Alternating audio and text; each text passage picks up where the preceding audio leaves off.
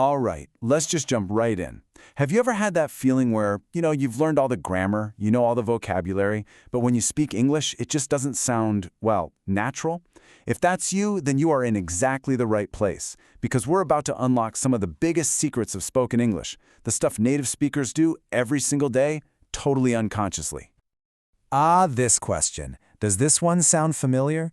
You say something you're pretty sure is perfect, and this is the response you get. It's got to be one of the most frustrating things for anyone learning a language, right? You put in all this work, so why does this keep happening? Well, here's the thing. It's probably not your fault. And it's probably not your grammar. See, spoken English has this whole other set of rules, unwritten rules, that you just don't find in textbooks. It's like you've been taught the game, but nobody gave you the insider's playbook. Well, today, that all changes. So how in the world do you learn these unwritten rules? Well, there's one technique, one master key that unlocks pretty much everything else. It's a way to train your ears and your mouth to sync up, just like a native speaker.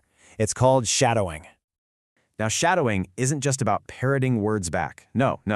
It's about imitating the music of English.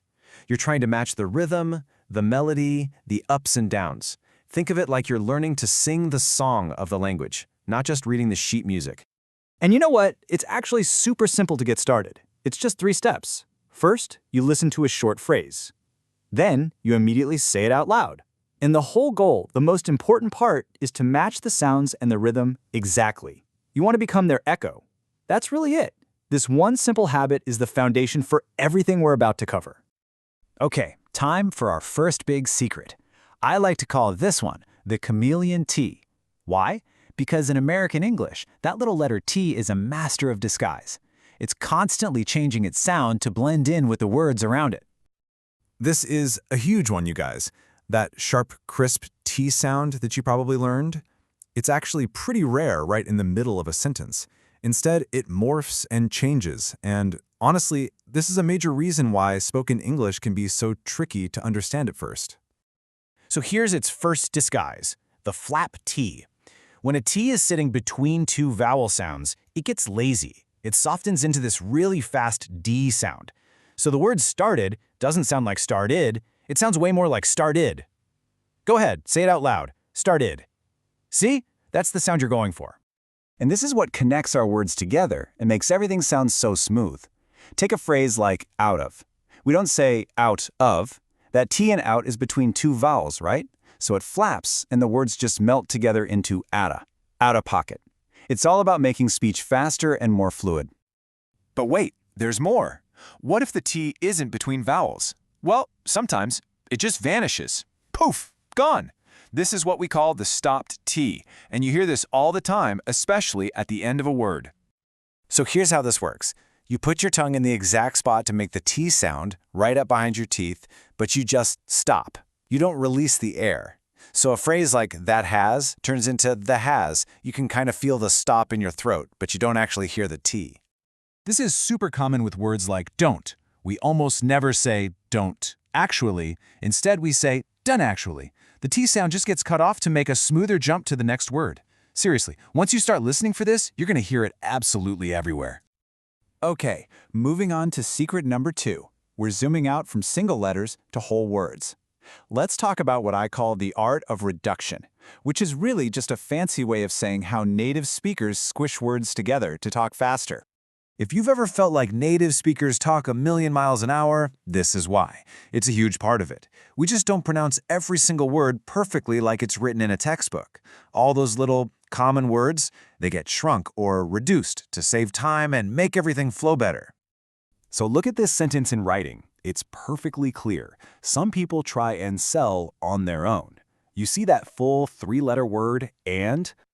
But here's what we actually say. That word and gets reduced to just a quick N sound. Try and sell. It's such a tiny change, but it makes all the difference between sounding like you're reading a book and sounding like you're just talking. Let's do another one. Written down, you see have to. 2 words, clear as day.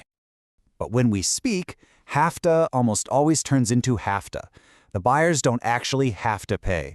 This has got to be one of the most common reductions in all of English. And this happens with so many words.